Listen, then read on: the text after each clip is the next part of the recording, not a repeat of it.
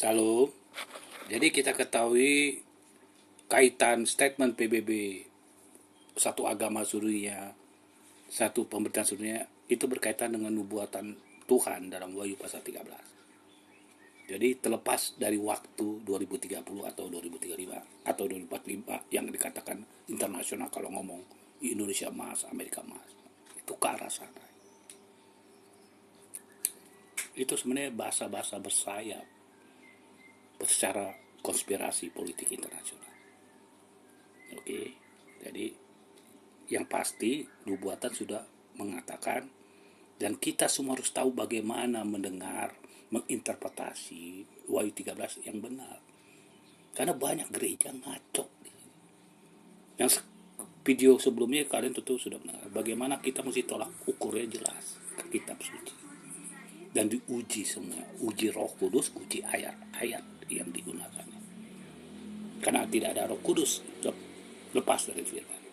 Tidak ada firman tanpa Roh Kudus. Yohanes 17 ayat 17. Yohanes 16 ayat 13. Oke. Jadi kalau dibilang tentang penyembahan gereja, itu bukan yang kalian pikirkan begitu. Tetapi soal dasar rumah jemaat. Apa dasar rumah jemaat? Batu karang itu bukan Petrus. Kalau Petrus itu organisasi kalian yang buat kalian ibah penyembahnya goncang-goncang, ada yang begini, ada yang begitu, yang beda-beda. Bukan itu masalahnya. Karena kalau Yesus kebenarannya satu, itu persoalannya. Jadi batu karang itu adalah dasar ya. Yesus Kristus dalam 1 Korintus 10 ayat 4. Batu karang adalah Kristus. Itu bahasa perumpamaan Yesus ngasih. Namun gereja mau bilangnya Petrus, itu kesalahan mereka. Dalam Matius 6, hei Petrus, di atas batu karang itu. Bukan Petrus, Yesus. Baru dalam 1 Korintus 3 ayat 10 dan 11, baru rasul-rasul menanam dasar di atas Yesus itu. Oke. Jadi nggak bisa lari dari dasar Yesus Kristus. Jadi kalau pemain dasar jemaat, iman kepada Yesus dan ajaran Yesus, itu yang benar. Jadi segala sesuatu penyembahan benar atau salah di ajarannya. Segala sesuatu hukum-hukumnya di ajarannya. Nah sekarang kalau begitu kita bicara kitab suci, pondasi dasar. Begitu. Itu sebabnya jangan terkecoh dengan pemahaman-pemahaman teori-teori manusia. Ya, yang dibentuk dengan dominasi atau orang-orang yang dikutuskan mereka, atau yang mengaku dapat penglihatan dan aneh-aneh. Roma 1 ya, ayat 1.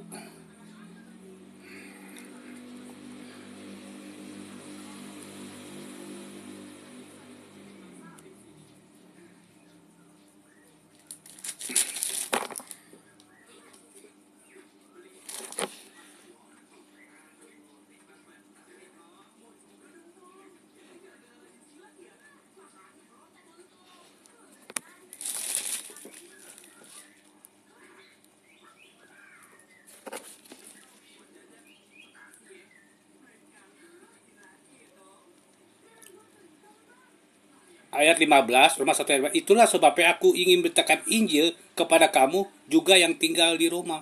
Ya kan?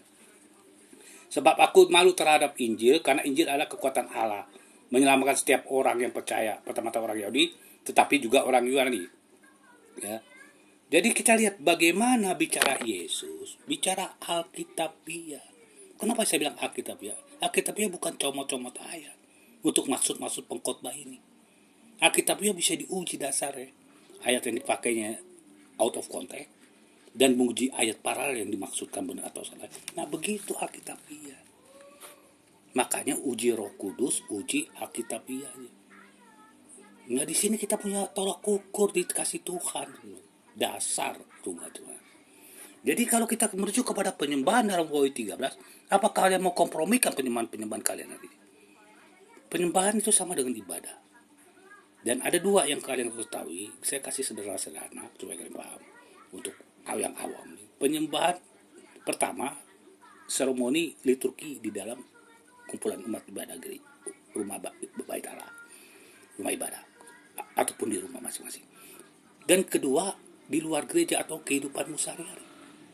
Itu penyembahan. Itu ibadah. Jadi ada dua hal soal penyembahan. Kehidupan itu ibadah. Ibadah itu penyembahan. Jadi bukan dilihat itu truki seremoni aja. Itu sebabnya apa gunanya kalian goncang-goncang berdoa, berbahasa roh yang aneh-aneh nggak dipahami, dan aneh-aneh semua mujizat, ketika keluar dari gereja tetap melanggar hukum-hukum Allah. Seperti surat Kristus yang terbuka dibaca orang. Nggak taunya surat antikristus yang diajar nabi-nabi palsu. Nggak ada gunanya kalian berhiruk-pikuk di dalam ibadah. Ketika sudah capek dalam ruangan itu kalian pulang, nggak berubah kalian punya dosa. Nggak ada gunanya fungsi-fungsi itu. Oke. Jadi karena Wahyu 13 menyebabkan semua penduduk bumi menyembah binatang atau luka, tapi sembuh. Ya kita tahu binatang itu pemerintahan gereja di tanda 7, pulihnya kepausan. Kemudian Wahyu 13 ayat 16, ia menyebabkan semua membuat tanda binatang di tangan dan suatu ibadah yang dianggap boleh melawan hukum-hukum Allah, boleh melawan nubuatan Alkitab untuk keuntungan jual dan beli.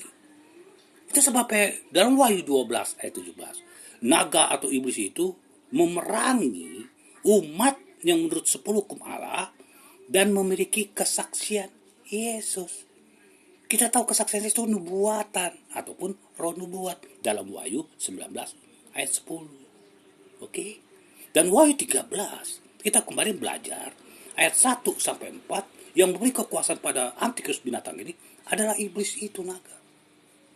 Itu sebabnya kalian dengan sistem internasionalnya, pergerakan agama politik dengan masyarakatnya mengeroyok kesaksian Yesus di dalam TikTok, Facebook, limited edition Facebook kalian ambil kan? Taruh, kan keroyok gitu.